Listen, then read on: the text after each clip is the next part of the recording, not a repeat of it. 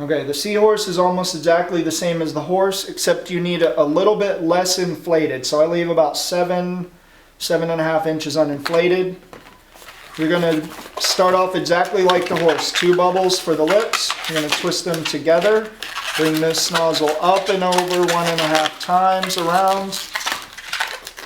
You're going to make the head the same. You're going to make the 2 bubbles for the ears the same.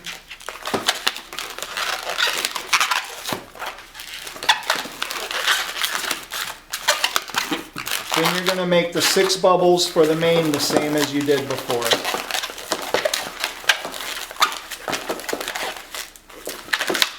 So far it's exactly the same as the horse. This twist under the head. And then you make the neck going through exactly the same as you would a horse. Pull these bubbles back, the head forward.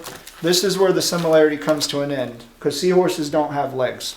So what you're going to do next is make 2 small loops. I would say no bigger than 1.5 inches for these 2 loops. And twist them next to each other with this, the rest of the balloon coming straight down, the head and the mane and everything straight on top.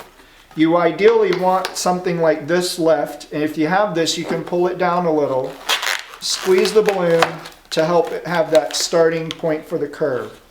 Then what I do is roll this thing up like a cinnamon roll, and then you squeeze all over both sides of this thing so that you get this nice cool looking curl for the seahorse. Then you're going to do the same thing with the mane that you would a regular horse by braiding it.